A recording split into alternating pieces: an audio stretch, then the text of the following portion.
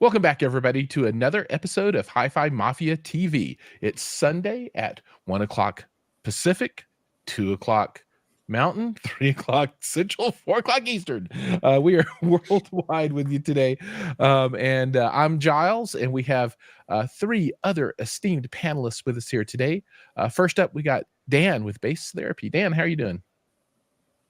Just woke up, but now just play. I'm doing great. How you guys doing? It's been a while since we've seen each other and do a live. I missed you guys. How was Asia though? We'll get to that all here pretty soon. Let me get through all these intros, All and then right. we'll get to chit chatting. Next, we got Ray, the HiFi Turtle, the internet's only and only and reptile leading reptile adjacent hi-fi page, that thing. getting the audio file out of their shell. Hey man, I'm launching a reptile related audiophile station soon, so stay tuned, man. All right. All right. And last but not least, we got Howard from The Listening Chair. Welcome, Yeah, Howard. man. I'm just this is just a complete, trying to figure out how to stream to the group, but it doesn't seem to be working, Facebook group. But what can I tell you? No. I don't know. Anybody out there, let's send some positive thoughts Howard's way as he struggles through with this Facebook group. I see that I think it looks like Ray is got somebody. We got some stuff going. So you got your YouTube going. Your live looks like Howard on YouTube, and HiFi Turtle is live on YouTube, and Dan not live anywhere. What's up with that? Man, you got to pull your weight now. I'm live on X and Twitch and 3 YouTube channels and Facebook. I got to put a message in my group, man. Look at Larry's comment. He is. We're gonna hack his YouTube channel and we're gonna just change it to the Cameraman. Man, I've been rebranded like Kendrick rebranded Drake. The Cameraman. TCM up in the house. Who started that? That was Focal, right? That's why you're branded Focal behind you right now.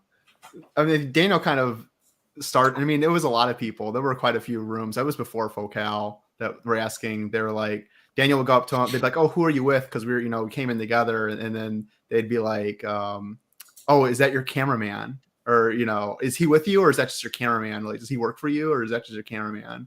Like, that was kind of the thing the rooms were doing to us. Some of the rooms were doing to us. I'm like, no, I'm a wholly separate dude. You're like, I'm it's my funny own thing. Because I'm young. I thought they would think I was his cameraman. Yeah, I know. They almost didn't give Daniel drinks at the bar because they thought he was too young. So, Nah, bro. We do know who that pretty face appeals to. Just go to his Instagram, check out the comments.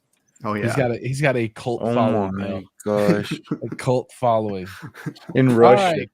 All right, that's true. Yeah, let's get started with. Well, first off, we are taking all questions today, so we don't have a guest. So we are ready to bequeath upon you the collective wisdom of the ages, as understood by the illustrious HiFi Mafia. So we're ready to answer questions if you have any, and this can be anything from a hi-fi related question to the meaning of life. I mean, we got you covered. We have a wide breadth of knowledge here to help with, particularly around reptiles. So feel free to hit us up. There's a bunch of people watching. It looks like right now in the leader chair, in the leader spot, the listening chair has the most people from YouTube joining in with us to watch right now. So Howard, you're leading the charge right now for us. It's the eternal excitement. It's the turtle announcement news that I'm creating this reptilian competitor. Yep, that's right. He's going to be actually. I'm going to make a new channel. I'm going to call it what's the rat's name from Teenage Mutant Ninja Turtles? Splinter. Yeah, I'm going to call it the HiFi Splinter. Your sensei. Your sensei of hi-fi. Oh, that'd be awesome. But let's do a little round table. Dan, what's new for you? What's going on in your life? Working hard? I just got always working at the restaurant and doing content is not easy, man. But we gotta make the dream come true. But I got the Jishali Labs J2S deck, and I Yeah, thought that it was was gonna hot sound with your. okay, but it sounds amazing. Like I never got so many goosebumps as right now, and I'm just impressed of how detailed that AK4499 chip is. It's incredible, The and I AK gotta chips are my favorite. I mean, they're all they're pretty really similar, freaking but I good like that one a lot. because That the logo sound work they claws. did on. Yeah, sorry, you can go I right. was gonna say the logo work they did on that case is pretty sweet. I was pretty jealous of that. Yeah, and cherry and walnut. Looks so good, and it even has RGB. The problem with the RGB is like when you're listening at night, that thing's like a freaking Jesus light. It beams you in the eye, and you're like, stop. But during the day, it looks pretty good. But I love that deck. I'm probably not gonna switch it for a while, only if they come up with a new chip. But I'm thinking about getting a new preamp too, so I can run the turntable and the deck in two separate channels. So I can switch and I don't have to like unplug everything and plug back everything. And there's the new SVS gear that I don't know when it's showing up. What else? Yeah, that's everything mostly. And I still have like 50 videos left from Expona to edit, and that's fun. Hey, That's having everything for me, content's a good guys. thing. It's good times. All right, Yep. Howard, what about you? What's new Well, over at the listening share? we always got a lot of stuff going on. I've been spending a lot of time out at that new house and working on the property and trying to get everything up to par and in shape. So that's been kind of therapeutic. But on the audio end, we do got a lot going on, like always. We posted the VPI Prime unboxing, and we now have the setup. And the third video that Colin Saunders is doing for us is the going to be the actual review. Kemper Holt from the listening share just reviewed Verify Audio's VBH footers, which we found to be very good for like $200 for the set. I'm about to do. I just got in Audio Group Denmark's Forte one box streaming amplifier, so that should be pretty killer. And I got the C1s on their way. The speakers coming, so that'll be really cool. Also, I also got in the Isotech V5 Electra power conditioner, which kind of stunned me. It was really good. And I actually did a little article and a photo shoot for Copper Magazine, which will be coming out in a couple of days for that. So that'll be cool. We also have, my room. We have the new. Maybe next time I'll just get our new set of plans out, and we're finalizing the construction plans that we have to submit to the town for a permit for the room. There's a whole debate whether we actually need a permit or not, but I don't want to go halfway through and get to an issue with the town, so we're going to file for a permit. And I got a major announcement coming out that because I don't have enough to do, I'll be writing for one of the big print publications doing reviews. So as always, we got a lot going on. Awesome, cool. Busy is good. Better than not being busy. Oh yeah.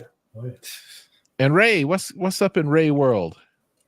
Doing a lot. Some more behind the scenes work. Some reviews are still on the way.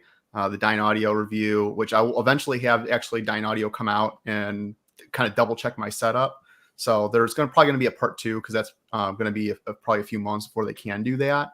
So the review will come first, and then we'll kind of have like a part 2 where it's like, Dyne Audio's expertise spin on it. Did it improve? What was missing before, if anything? Because maybe John will come out and be like, "Wow, you really set these up really well." Maybe you know what you're talking about or something like that. But some behind the scenes stuff like trying to work out some stuff. Something. They'll find something. That's why they get paid. I know. But some behind the scenes work, some video editing, some paid video editing, some paid photo shoot stuff for HiFi. So that stuff will be coming out eventually as well, or that's kind of still in the works. It hasn't actually quite happened yet, but some cool stuff there. Nice. Very awesome. Cool. Oh, and also don't forget about the Facebook group, the listening share with Howard Nella. We're up to about almost 12.1 thousand people, and we're growing. So check in with the Facebook group. That's nice. By the way, Larry commented, "I thought Hi-Fi Turtle was cameraman. You didn't think, We commented. We were looking at that like like 10 minutes ago. Dan's all like, Wow. I'm not really paying attention to what's going Yeah. on. I'm trying, I was trying to connect Instagram to live there, but I can't. It's not sending my security code, bro. I'm so annoyed. Oh, now see, you guys are gonna make me start my Instagram up now. All right, here, I'm gonna go do it right now before I do my fill in. So here, let's all do it together. So go to Instagram. All right. I can't get it connected to this, bro. So open up your Instagram, bro. Instagram. You'll have your Instagram open, and then I always right click on that tab and I mute the site just so when I have it playing in another window, it doesn't make noise. And then you click on that plus sign by create, and then live video, and then you add a title, and I name it HiFi Mafia. All right, you can then get Instagram as an app. What the heck? No, just open it up in a web browser. Then on the audience, you pick public and you click next, and then it shows all your stuff, right? And it says stream key. You click copy. Then you come back over to the StreamYard and you click on the whatever you click on to add stuff. Oops, I don't need to do that. Your live comments. Sorry. Dude, you're doing so fast, man. Yeah, edit, and then I'm going to click on plus, and then I'm going to go to Instagram live, and then oh gosh, no, that's not what I want to do. I don't know. It's not as easy as it looks, everybody. There we go. Instagram, and then you put in your stream key, and everybody's following along like this is so stupid. Let's talk audio, man. Yeah, let's talk audio. Anyway, so and then it should start. But so I'm just back from yeah, Giles dropping the tech wisdom. I'm just back from Malaysia. I was out there to cover the Northern International AV show in Penang, Malaysia, which was cool. It was a smaller show. They had 2 floors.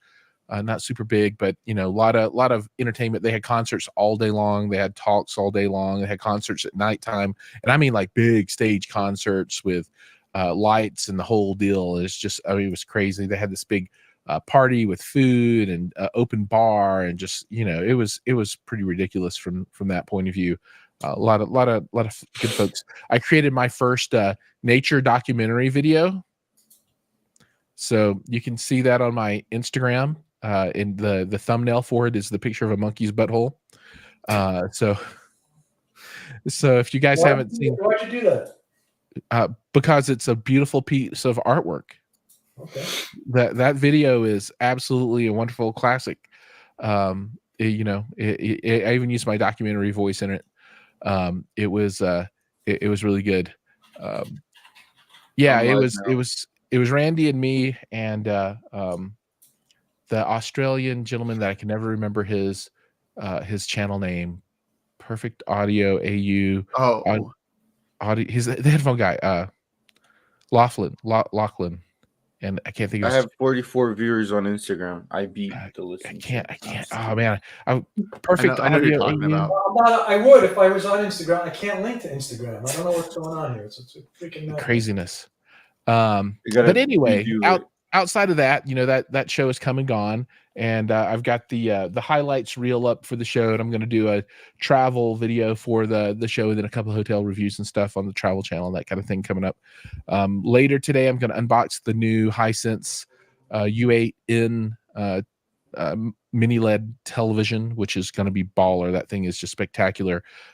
That's the top of the line from their normal consumer line. They have a U9 that's like extravagantly expensive that they were showing at CES, but it's not available yet. So for the time being, this is their top of the line. So I'm really excited to get that out, and a bunch of other review stuff that I got to get to. And then Ray, I'm slogging through some paid editing stuff too, and it's like a billion video. It's a lot. It's a lot. So that's going on. And then I have my day job and the family and everything else. And I got to take my son out and let him practice driving a little while today. So that's always horrifically scary as he learns to drive with his learner's permit. Always staying busy. And now it's time for HiFi news. One thing real quick, if I could. So if I'm on Microsoft browser right now, and I have a page open on Chrome, can I show that? Yeah. Yeah, you You just, can still all share you it. do is click on present and then find whatever you want to present Share and click on screen or slides? Share screen? share screen, and then it'll let you pick a screen or pick an app or pick a whatever. So it'll Okay. have all the options in there. Okay, got it. It's not letting me, like, just let me select the tab to share. No, window. And yeah, No. tab is just it's gonna be a Chrome browser tab. Oh, okay. So then if I just bring this up then, hold on a second. Let's see if we can do this. Can you guys see that? You're not sharing anything yet. No. Share. Yeah. Not yet. Well, I had we got a prototype model of the listening share website. I wanted to kind of share, but we'll try that next time. Right, you can keep messing around with it, see if you can figure out. So, who's got news? There's a lot of news coming out for the Munich preview, the Munich high-end show. You know, that's next weekend. Well, actually, I guess it's in 4 days because it starts on Thursday officially, right? Is it Wednesday or Thursday? The 9th. It starts on the 9th, whenever that It is. starts on the 9th, right? Basically, Yeah. if you have a product to announce, this is where you do it. Yeah, there's so many product announcements. There's so many like big products that were announced that are going to be at Munich. If they weren't at Expona, they're going to be at Munich. Dyne Audio just released 4 different models, which I thought was a really curious introduction. They have a new Confidence, a Confidence 20A, which carries over active technology from their professional series. So it is still a ad source or ad streaming model, but it incorporates their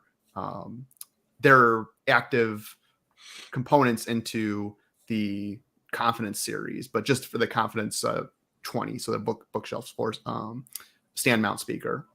Nice. But then they have a black edition of the Contour 20i, which gets upgrades to the crossover, some upgrades to the Spider, some cabinetry upgrades.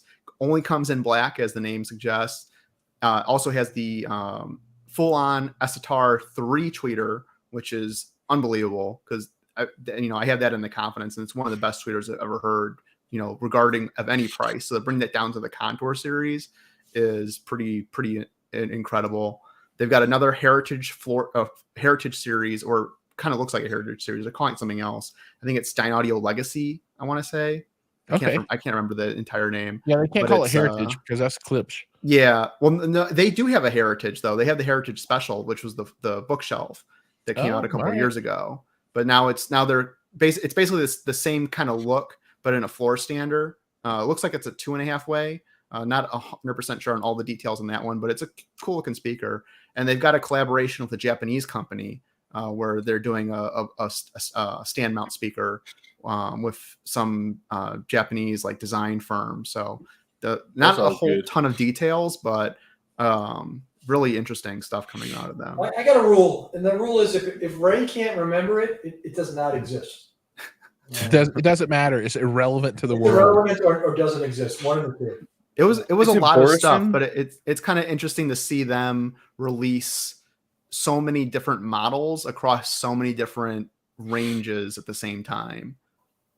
Isn't Borson releasing a more budget line as well, like called Axis or something like that? Well, the Axis models were their like budget electronics. So like they had the AVIC electronics, which was their like more high end offerings to be paired up with their Borson speakers, and they had the Axis speakers, which electronics, which for a long time have been suggested for their X series because they're more budget friendly. But now they're actually releasing a Axis series of speakers as well, which is really interesting. That's what I have in. I have the Forte one box streamers, a $5,000 product.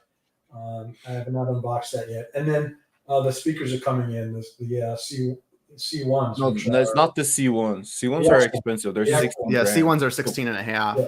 The X1. The Axis, I don't remember the naming convention, but the bookshelf I think is 1,500, and the floor stander I think is 3,000, maybe 4,000, something like that. It's relatively cheap for a Borson made product, but it is it's very similar looking, but at the same time I would say it's very different looking than Yeah, it the has a regular different Morrison faceplate. models. Yeah, the faceplate the baffle kind of comes off of the actual like. Yeah, it kind of looks like the Confidence series. A little bit.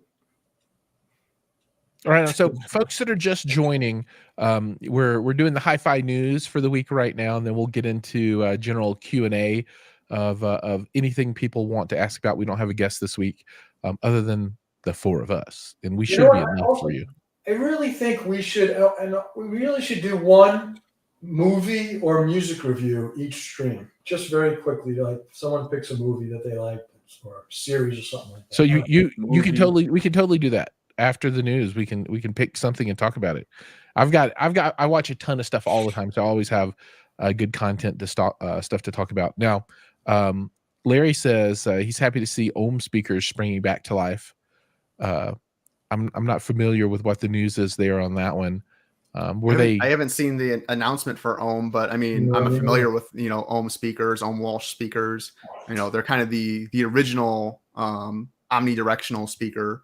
So it's interesting to see them revitalize if that's what's happening. Right. Yeah. So I'm just ready here for a second. So I'm about to share this. Here we go. 3, 2, 1. Can you guys see that? Yeah. So that is basically what the website is going to look like, something like that. Although you're only going to see a small part of each one as you go through some of the pages. So anyway. Just wanted to share that and say stay tuned, man, because it's gonna be pretty cool. That's awesome. Nice. Yeah. Let's see. All right, and then from my news stuff, the two items that have kind of hit my my radar. So first, for Weem, at I was going to say Expona at Munich High End, they're going to be releasing the Weem Ultra, which is the next version of their streamer that also has a LCD on the front. So, it'll be competing with the Eversolo stuff and maybe the HiFi Rose and I think Cambridge and all that kind of stuff, right? So they're moving up to a bit more fancy style streamer that will look nicer, right? The other ones are great streamers, but you kind of just stick the box behind something, right? Nobody ever sees anything. This is a piece of gear that you can kind of put more front and center in your shelving unit to let people see what's going on and have some pretty graphics. They're also going to release the pro version of the Weem amp. Now, from what I understand, the power will be the same, but all we have are teasers right now, so that we don't have specs or anything for them until release date on what is it? When is Munich? Next weekend? 9th. No, The 9th. The 9th. It starts the 9th. Yeah. The 9th. So until the 9th, we won't have all the details available, but that stuff is coming. Then on TV, the TV side of the house, Hisense is releasing their new Canvas television, which is going to compete with the Samsung Frame and other art style TVs, meaning that when the TV's turned off, it's displaying a piece of static artwork, and then you hit the button, turns on, and you can use it as a television. So their version is going to be called the Canvas, and I think there's some more Hisense stuff, but I think that's all that's coming up for me right now. So those are my two companies that kind of hit my radar with new stuff that's pretty exciting to me. What else you got, folks? Got a couple of things here, but Charles, I'm looking for a you might be good at this. I'm looking for a multi-zone integrated amplifier to power some indoor and outdoors, 2 zones outdoors and 1 zone indoors. Do you know anything? Sonos. No, I don't want to. Well, Sonos is probably the leader in the space. So but if you're wanting to go like old school traditional, like a single unit and you run wires everywhere, you could look like Rest Sound does that. They've been in Rest Sound. They've been doing it forever and ever and ever. Your boys do it, Dan. True Audio. They've got really good versions. Yep. True Audio right here. Yep. Yeah. Oh, you've got the shirt on. Yeah. I would probably look at True Audio first. If you don't want to do Sonos or any of the other styles like that. And then you could buy like a bunch of Weem amps and use Rune server and do No, the I could same do thing. that, or I could do like a couple of node Blue Sound node power Yep. nodes or something like that. But Yep, those are all like good a options. one-block solution. Yeah, True Audio has their bigger boys, and those doesn't connect wirelessly. You need a cable connection to that, but they have like 10 channel, 20 channel streamers. Yeah. That is that insane. honestly, that's who I would go for that style. All right, cool. As a first look. And they're really good too. Yeah, and they make great gear. I mean, True Audio, they have a bunch of different brands. They got a cabling brand and cabinetry, and they got a networking brand, and they do Wi-Fi access points. So they do the streaming amplifiers and all that stuff. So indoors, outdoor speakers. Yeah, I've been using their Vessel A1X streamer for like 2 years now, and that thing never gave me a problem. Yeah, they're very solid, and the people over there are really nice too. So, they probably hook you up with industry pricing or something like that if you talked about it a little bit too. Well, if I tell them I know Dan, they'll charge me a little bit extra. So they'll probably send you 3 or 4 units for free if you're like, I know Dan, but they'll be like, everything I got was free. But do you know the cameraman though? And you get all kinds of you get 20%. I need a couple of things were on my radar, but let me see if I could. So let's see. Let's share entire screen, and let's go back now. Can you guys see a picture of an amplifier there? Yep. Yeah, we got you. TAD. TAD, yeah. So basically, TAD is introducing their reference 6700 preamplifier to replace the C600. Anybody want to take a guess as to? You can see here they make their own conversion chips. Anybody want to guess a price on that? $27,000. Come on, that's like TAD prices from like 12 years ago. 75 grand. 68.5. Shish. You gotta have serious coin. If you're doing TAD, you really need to have serious coin, man. So yeah. Someone said MSB just announced a new DAC. Cascade DAC. That's probably gonna be. That like sounds awesome. 150 grand. No, it says it's higher performing than the Select 2 for a lower price. Oh, so then Select 80 grand.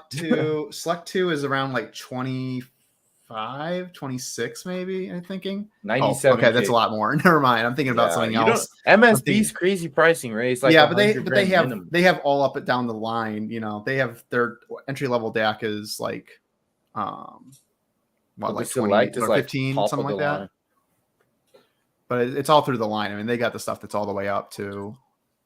Right. Yeah, I think that's the thing about this thing that we're in, right? So I mean, there are components for every budget out there, right? I mean, we can talk about $25 DACs and we can talk about $95,000 DACs, right? So there's and the one thing that I'll also say is that you can find pretty good gear up and down the price range. I mean, you can put a budget system that sounds pretty good. You totally do it. The new streamer that we're excited about. I wouldn't buy their amplifier because the amplifier is garbage, but their streamer is amazing. If you get the streamer, a preamp, and a pretty powerful amplifier, you're set. Which one is that, Dan, that you're talking about? The one that you just talked about, the new release. The Whim. Their amp is not good. Like nobody's talking about it, but the streamer, that's the golden point. I'm using their amp right now. It is fine. I would get the SVS. That one is 150 watts. I like the SVS. If you're pushing towers with that, I don't know if most people use 3 watts when they push a tower. Mm-hmm. Yeah, that all depends on how even if it's 85 decibel sensitivity, 1 watt gets you 85 decibels at a meter. Right? He asked, how can any HiFi component cost as much as a supercar? Well, it's labor. They don't make as many units. They use rare materials. Like, if you look at Boulder, they're using like 100 pounds of CNC aluminum. Everything is built in-house. That's where the price comes from, Yeah, and there's smaller things that cost. There's smaller things that cost more than that. How can a diamond ring cost $50,000? How can a Rolex watch cost $40,000?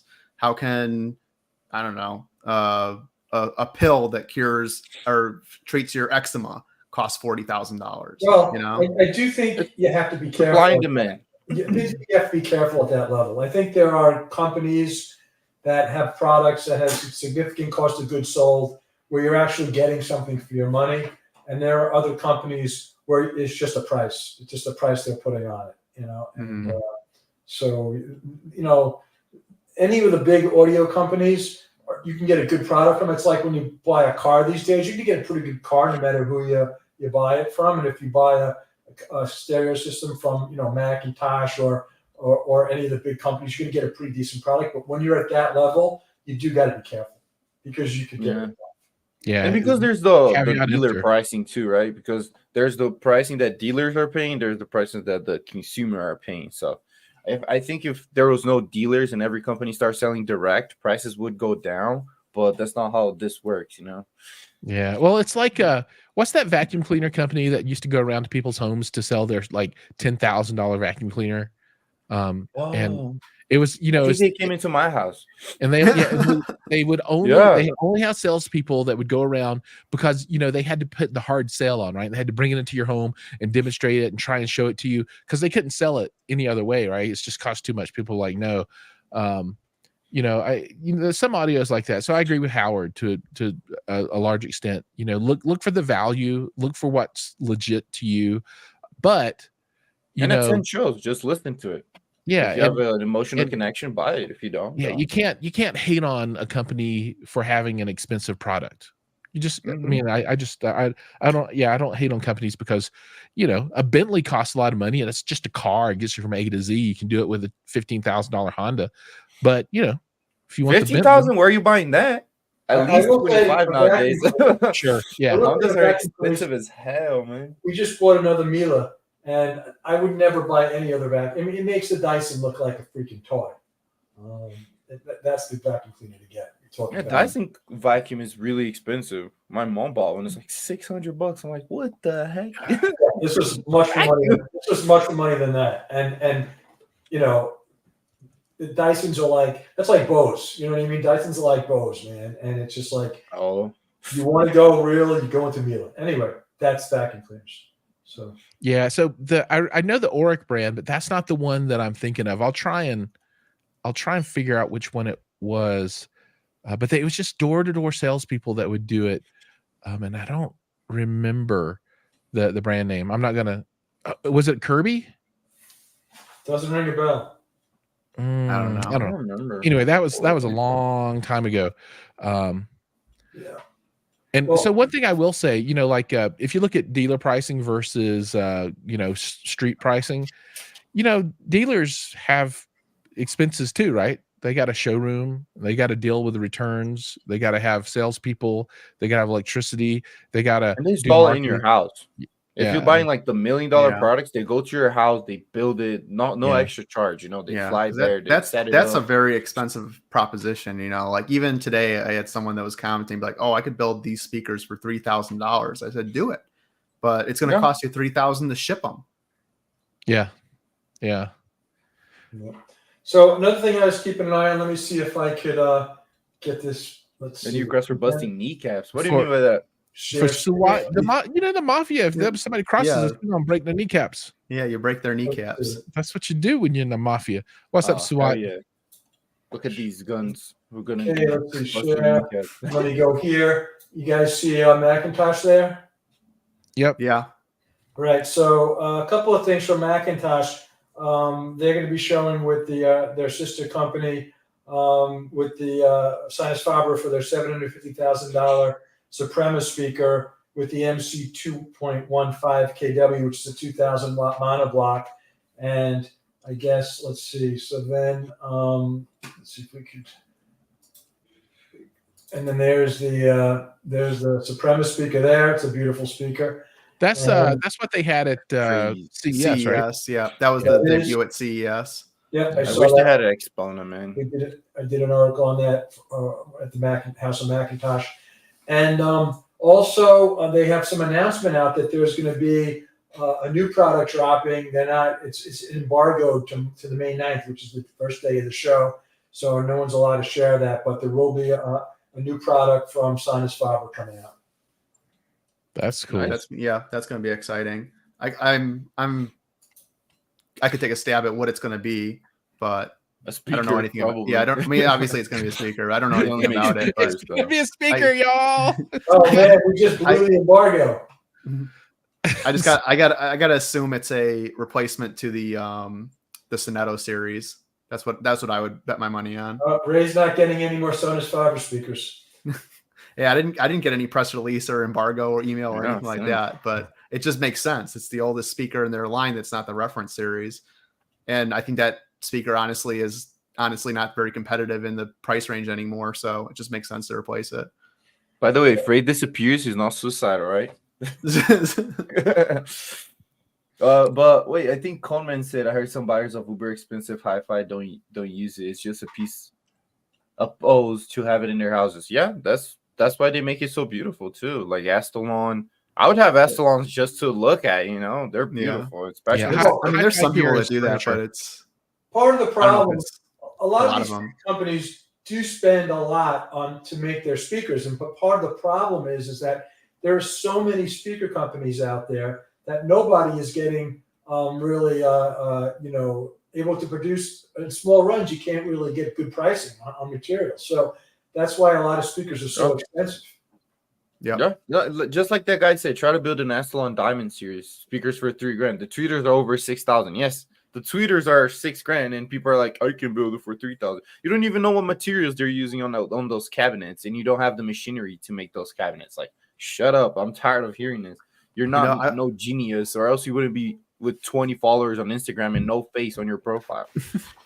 Nobody knows who you are. Man, Dan, let us know Dan's how you really unloaded. feel. Dan's about to drop the Kendrick Lamar freestyle on Instagram viewers. It's like the people with no influence talks the most crap. You know, it's like, shut up. No one cares about your opinion. All right. Once you have your face publicly, like we do, with over 180,000 followers, and like when your opinion is like you have to think about it before you say something, then you come at me. All right. One more thing here. We don't care. One more thing here. Let's see what we can get this going here. Entire screen, hit it. And we have from Luxman. There we go. Luxman. Oh, the new what is it called? Streamer. Posted about it. That is correct. No. It is the NTO7. Isn't it media transfer? The first network transport. Yeah, network transport. Yeah. And So what do they mean by network transport? Is a file player? Yeah, a file player. I guess a streamer and a file player. Yeah, a streamer. Okay, so it's a streamer. Okay, I'm with you. Yeah. Anybody want to? Let's give a little. Let's play the game again. Anybody want to guess on? Let's see. Let's go in the back here. So I know it pricing. doesn't have an output stage at here all. you go. So there's a storage. There's a storage connector here for a USB. That's $7,500 for that. How much? $7,500. Oh, we were guessing. I already have a post for it. We were guessing. If you knew, you shouldn't have said anything. You ruined it for us. I was going to guess 7,300. So 5,000. hey, can you pull that back up, Howard? The back of it. I want to point out some stuff to folks there. So, the one thing that's important here, if you look at this is digital only. There is no analog output on this thing at all, right? So you've got digital out, network, USB stuff, HDMI, in and out. By the way, so I would go Borison for metal listening. Yeah, I know. I'm trying to think about that because I haven't heard any like metal on Boris, and it's usually a lot of electronic music, and things of that nature. That tweeter is great though. Like it's. But I gotta imagine it's got to sound pretty good. I mean, yeah. So Larry, it says okay. So I2S uses the HDMI cable, but they never call it HDMI because the devices don't carry the HDMI signal. It's actually just the digital audio over I2S or IS2. I2S, IS2. I don't know. I squared S. I squared S. Okay. So that device specifically called out HDMI. When it calls out HDMI specifically, usually that's what they mean, right? Like you'd plug that into an AVR or something. So maybe not, but I would not guess that it was I2S. I squared S. You're almost there. Yeah, Swat was close. He was within a few percentage points there. And then Coneman says, I have a theory that the structure of a system is more important than the quality of individual components. I mean, things like active amplification, biamping, separate power supplies, power condition, etc. Yeah, it's all additive, right? And the concept of the whole being more than the sum of the parts is true to a large extent as well, right? There's Well, even people that the way to get say like power conditioning is not important too. So it's like everybody has their own opinion on what makes a difference and what doesn't. I think having higher end capacitors and components on my amplifier, I think it could improve sound, but who am I, you know? Well, well, I think it's Don't more of come a, at me until you all have the- 1 million subscribers, Dan. Don't come at me with your opinion. it's the recipe, you know, Freaking like Taz, that's bro. the big thing. I feel like that's one of the things that, like, you know, I post something and these crossover perverts, that's what I call them, the crossover perverts. They come on and they say, oh, Sandcast resistor, oh, this must sound terrible. Oh yeah. Iron core inductor, this must Yes, sound that one. terrible. I heard All so this- many times. all these things, and it's like, you're not part of the process. You don't understand what the designer is trying to do. Do you think the designer for, you know, Dyne Audio, for Focal, for, you know, all these, for T plus A, for all these companies are just like stupid, or are just like trying to ruse you, or what? Like, if you think that they're trying to ruse you, don't buy the product. It's clear and simple. But the reality is that, you know, this is ingredients in a recipe, essentially. So they're putting together something, they're seeing a lot of data, a lot of simulations, a lot of modeling, a lot of real world testing that you are just not seeing. So if you just look at a board and you're saying, oh, it has it without any measurement, analysis, simulation, anything, and just saying it can't sound good because it has a Sandcast resistor. or listening. Yeah, or No, listening. and most of the times they don't even set up their speakers properly. They put their speakers against the wall on top of a vinyl shelf with a bunch of vinyls. Like, bro, you don't even know how to set up your speakers. It blows my mind, and it's just weird to me that they're so prolific about it, that they're still willing, though. That's the thing. They're still willing to buy the speaker with the crappy crossover. They're just going to upgrade the crossover with another $600 in parts on a $300 speaker and say that, okay, now it will sound good.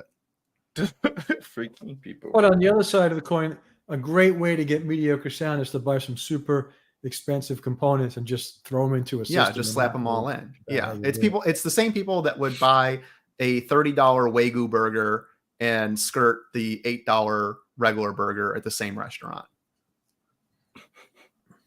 Wait, they would do That's a what good with the point. regular burger? What Skirt do it. they do to a burger? They're skirting it. What is Skirt it, yeah. What are they skirting? Just What is like skirt? eat it. Like, yeah, they're like, you know, Like, smack it to the side. Oh, Yeah. okay. Never they're heard- all yeah, like, yeah. screw this regular burger. I gotta have my Yeah, Wagyu. exactly. But it's the All same restaurant. It's the same seasoning, the same chef. But just because it has Wagyu on it, they're gonna shell out the $30 and think that They'll they're probably put just the so same high and ketchup on mighty it, right? above. They'll probably put the same ketchup on all of Exactly, it. It's gonna be the exactly. same. All right, we have a lot of questions. Yeah, from people. Yeah. Here's a good one we could argue about. Do components above a certain price vary much? I'm gonna say my opinion. I have opinion on this. Really strong opinion. Let's hear it. I feel Strong. like above $20,000, like anything up to $20,000, you're gonna hear a really big difference. Anything above $20,000 is like 1 to 5% increase. But I feel like once you're at that level, you're buying it because you prefer the sound quality over the sound improvement. No, wait, the tone of the gear over sound improvement, you know? So like I would buy, let's say, Boulder because it's 150 grand, but I would buy Boulder because I like how it sounds over than, oh, it's Boulder better than Griffin or something like that, you know? Because at this point, everything is just so good that I don't think you're gonna hear a difference in quality, but in tone of the gear, you know. I don't know, that's me. Apparently we're not doing very well because somebody wants to sell us some viewers. Awesome. See if they have an affiliate link. Yeah, that's right. They need an affiliate link. I think that at any price point you can have fairly widely varying quality of sound, right? And differing of sound, right? Hopefully, you know, as you get more expensive, it's going to be really good no matter what. But I think that's probably debatable too. But you know, speakers, man, you can look at some $100,000 speakers and they will sound really different, right? I mean, speakers are obvious. I mean, it's easy to it's easy to hear the difference between speakers. Other components can be very difficult, and you can get to like DACs and like a CD transport or something. It's so it's impossible for some folks, and it's very minor. But speakers, easy, right? Super different in sound, and you can get super expensive speakers, and man, that brand X versus brand Y, really different sound signature. So I don't know. That happens at every price point. Okay. I want to see Ray's opinion on that. I mean, What I do you think Ray? I mean, there's definitely differences. I would agree with Giles that, in the analog domain, especially in like speakers and amplifiers, the differences are easier to detect for the most part, preamplifiers as well. Obviously you're going to get very different sound from a tube amplifier and a solid state amplifier, typically. Just different design philosophies, different voicing, different ears for the people at each company. Like it's different. How much different is it? I don't know. Is there a point where it doesn't get better, it just gets different? I would say probably. And I would say the speaker, there's speakers that and the amplifiers and all that, once they hit a certain price point from the same company, are they any better than the previous product or the product that is under them? I would say no, but they serve a different purpose or cater to a very specific purpose, like the ultra large rooms or the integration with some of their other things, like their Pinnacles series of subwoofers or whatnot that you could not match with their lower level designs. So I wouldn't say that it's better at a certain price point. It's just a little different or serves a different purpose. For me, you might have to pay more to get to serve that purpose. I mean, for me, it's like, I don't know, it's really a question that has no answer in some ways. It's like, it's a question of value and how much is it worth for you to get a change? And a lot of people listen to gear and they say, oh, it's not really this more expensive amp. It's not really better. And they're listening in a crappy room that masks the changes. You're listening with crappy equipment and they can't even tell. They wouldn't be able to tell changes if there were going to be a change. But, it's just a question of value and everyone has different value. If it was, really like for a lot of people, they're not going to spend more than $500 on a stereo. Done. It's not worth it, So it's everybody puts a different assignment of value on a product, on an audio product. Yep. Okay. Here's another one. These comments kind of go in the same vein. So I'm a believer in mains purifiers. So I it haven't says tried those yet. So sound in my system no really matter have what time of day. And then Coleman says power conditioning definitely can make a big difference. Absolutely. So I'll start out and say one thing that I know for certain, for sure. I know that dirty power can have a significantly negative impact on all kinds of stuff.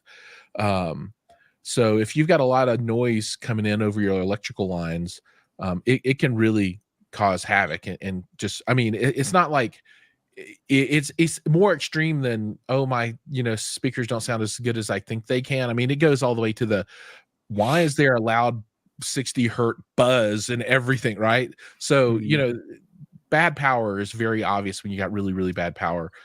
So being able to clean that up, I think is a fairly big deal in particularly in that kind of situation. And I don't know what they have. I think there's a myth though. I think there's a myth about power that goes on. People like, oh, I don't need a power conditioner because I don't live in a building with a lot of different people and I'm out, I'm near the pole or whatever. But it's not the way electricity works from the way I've experienced things. Basically, as power travels, it degrades and it constantly has to be refreshed or conditioned. So, in other words, like if you have a power conditioner and it's not regenerating, but it's improving the power, the AC power, then at that point it should be all good. And then if you put another nice power cord down on your digital, on your amplifier or your digital source or whatever, it shouldn't make a difference because you've already cleaned up the power at the power conditioner, but it does make a difference. So, I mean, power constantly degrades as it moves through a system and that has to be addressed. And that's the way after making, many, many, many power cords and, DIY power conditioners and reviewing tons of product. That's the way I find that it works. I'll be trying one soon, so I'll let you guys know if I hear a difference or not. A really expensive one too. I won't say the brand, but yeah. All right. I have power conditioners. I've used power conditioners more from the standpoint of just like protecting my gear, to be honest. I used to plug my amplifier into the power conditioner I would say that it was probably one of the biggest early mistakes I made in hi-fi is plugging power amplifier into a power conditioner, because that will make a huge difference in your sound. And maybe it does sound better if you plug it into the power conditioner. Try it out, try it from the wall, try it from the power conditioner. I thought plugging into the wall was much cleaner, much more transparent, Back in the clarity, day, resolution. Back in the day, there was chokes and all kinds of stuff. Modern power conditioners, you're always a good one. You're almost always better plugging it into the power conditioner than the wall. Yeah. In the 90s, you got really current restriction if you plugged something into a power conditioner, but that's those days are gone. So, but All right. I do think that the transformers in the electronics are more important than power conditioning, and a good transformer in a product will almost eliminate the need for power conditioning. that I don't agree with at all. I've never found a product that doesn't benefit from a good power conditioner. The guys who design the amplifiers like to tell you, "Oh, you don't need a power conditioner. Our power supplies are so good, and but I've just in experience, I've never found that to be true." Yeah, everybody has their experiences and beliefs. So I don't know. Yep. Ray find it something different. I believe in both of you guys. I'm not gonna. Yeah. All right. Here's another topic. Next question. Yeah. Can we discuss staying in HiFi purgatory, like not moving out of the SMSL topping world? Is ignorance truly bliss? Well, my first comment, which I'll throw this grenade out, and then everybody else can trounce on it. But there are some pretty darn good SMSL and topping DACs out there that are super transparent. I mean, you can for $100, $120, you can get a dang good DAC from those folks. It's super transparent. Or $400, you can get a nice DAC. Yeah. So I mean, they go up to like $1,500. Those are like baller as well. I mean, I think that stuff's really good. I don't know. So there's my hand grenade. I think that both those brands make really good DACs. I got the Matrix DAC in here, the Matrix Element DAC, and it's HiFi. It's not cheap. It's like $2,000, and it's a half chassis. You put it in a full chassis, and you can triple the price, and nobody would be the wiser. It's killer. Mm-hmm. What are those designs that they have separate decks, like 2S, 2 something like that? I think Topping does that as well on like their. Are you talking about like the R2R ladder resistor DACs? Yeah, that. I don't think Topping does those, but SMSL does. Yes. Yeah, SMSL does with their like very high end side of the house. They do some ladder resistors. I don't think Topping does. Topping, their stuff's good. The SMSL and Topping stuff is both really good for the price. There's nothing wrong with it. I think it's kind of weird that they like always just release. They're playing both sides of the house in some of like their marketing and sales tactics, where they're like, "Oh, this DACs don't sound any different. We have made this DAC and it sounds like any other DAC, and it's clean, and it measures incredibly well, all yada yada yada." And then in 6 months they'll release another one and say, "Oh, here's our new DAC that measures better than this DAC, even though it is it's inaudible, the difference from this previous one, but you should buy this one because it does measure better than this previous one." So it's kind of, they're playing both sides of the house, and it's kind of strange to me on that side, where it's like, why would I buy a D70 generation 3 when I can just buy the original D70, and the difference according to you and all the measurement people is inaudible. All right. A lot of the the measurements from a DAC performance point of view, they all, the people are arguing about stuff that truly is inaudible, right? Mm-hmm. It's Yeah. I don't know.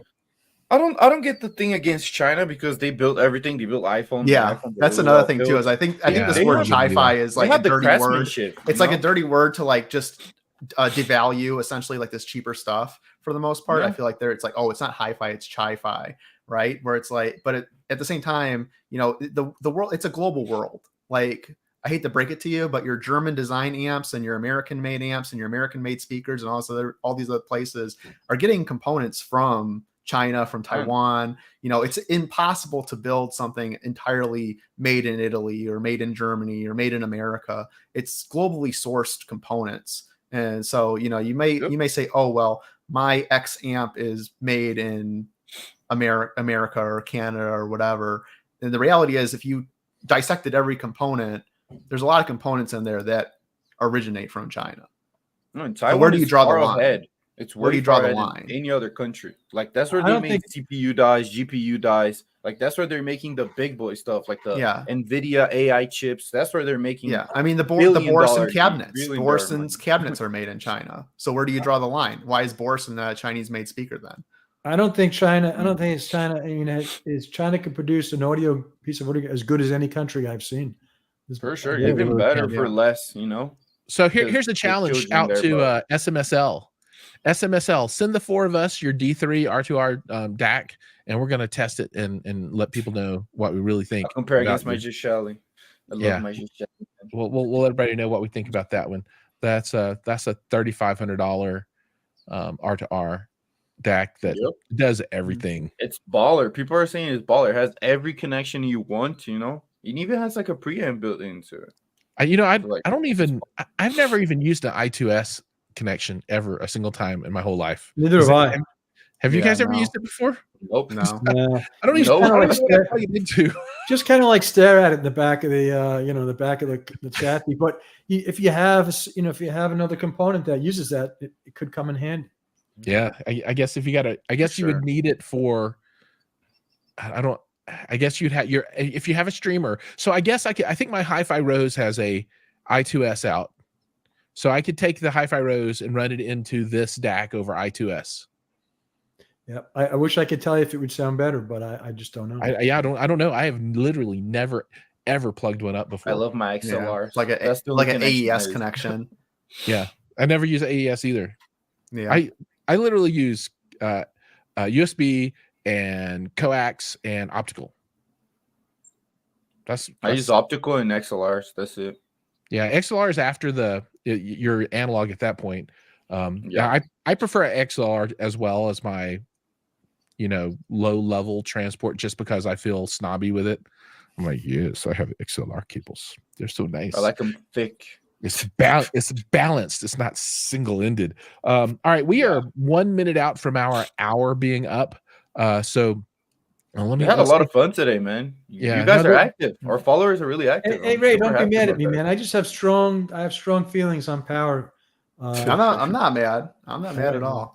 I love it. Hey, I'm not even going to talk about my point of view on power cables. I'm not even going to open up that can of worms. But let's go ahead and close it out. Here's one of my my members, Rich. Do they make a power conditioner surge suppressor for the entire house, just like they have a whole house surge protector? Well, they do. Like like the one I'm getting, because I live out on the water. So, we're getting a Taurus isolation transformer that has surge protection for the whole house. But I mean that, or for the whole room. That's like $12,000. Yeah, the Taurus stuff is nice. Taurus stuff is really nice. Howard, I'm with you. If I could afford some Taurus stuff and throw it in here, I would do it just for giggles, because I think that would really make my theater better. Ray, go ahead. Here's my last final hot take on the power conditioner thing. All right, I made a video a very long time ago. I was talking about the safety and qualifications of audiophile components that sell these power products, and a lot of them have absolutely no certification at all. Now, the question for you is, do you trust that these are made highly enough that they're not a fire hazard, or would you like to see that independent certification? Because there are some companies out there that do the independent certification, ensure that everything's up to code and standard, and will probably not burn down your house. But there are a lot of smaller audiophile companies that are selling these power products that do absolutely no certification, no safety testing, at least not published safety testing that you can independently verify. Do you trust it? And would you pay thousands of dollars for something that has absolutely no independent safety certification? I want my stuff UL listed. Don't talk about my Inui no more. Well, UL listing is not cheap, So for some of these lower priced products, if you want a UL listing on there, you're gonna have to pay. You're gonna pay for it. I'm happy to pay for. I would want that. And then what's the RHOS stuff? Is that another?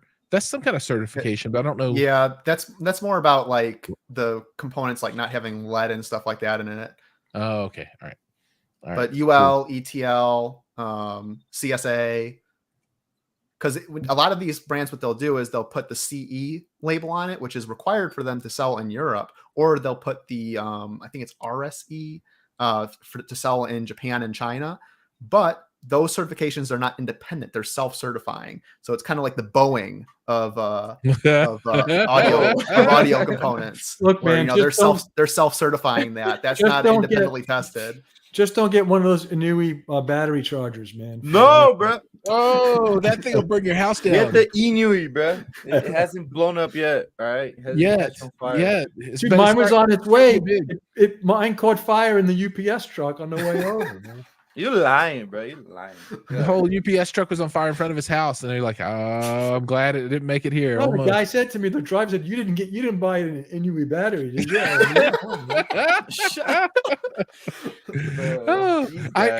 When I checked into that We've been international fighting for flight, this they for were a whole like, week now. they For a were whole like, last "Do you have week. a Nui battery in your bag?" And I'm like, "No, but I have other batteries." They're like, "Other batteries are okay. It's just this one. Yeah, man. It's the only one." All right. So we basically need to come up with another. We're gonna have another guest because we've had a couple of. We had Estelan recently. That one was fantastic. Really learned a we lot can about get the guys Ray. at QLN, Vinny Rossi. We have a bunch of connections that we can. Yeah, get it going, we're gonna get somebody for the end of this May. month for our next guest. Yep. Yeah. So good. we'll do our best to have guests, but otherwise we'll be here again next Sunday, and we will be chit-chatting, and we'll make it spicy. We'll come up with another divisive topic that we can bring multiple points of view about. Get Ray and Howard fighting. Yeah, man. That's right. I love you, Ray. I do, man. I'm gonna we'll talk about digital cables next week. Maybe USB cables. No. USB cables. That's always a real hard one. All right, folks. Thanks for joining. Remember, Base Therapy, The Listening Chair, HiFi Turtle, and Giles McCoy. And in 56 minutes, if you want to watch a Hisense TV be unboxed, come on over to my channel for the live unboxing. The box has got a big old gash in it, so this TV might be completely wrecked. We won't know until we do it live and see what happens. All right, folks. Take care, buddy. Thanks, everyone. All right. Take care. See ya. Later, everyone.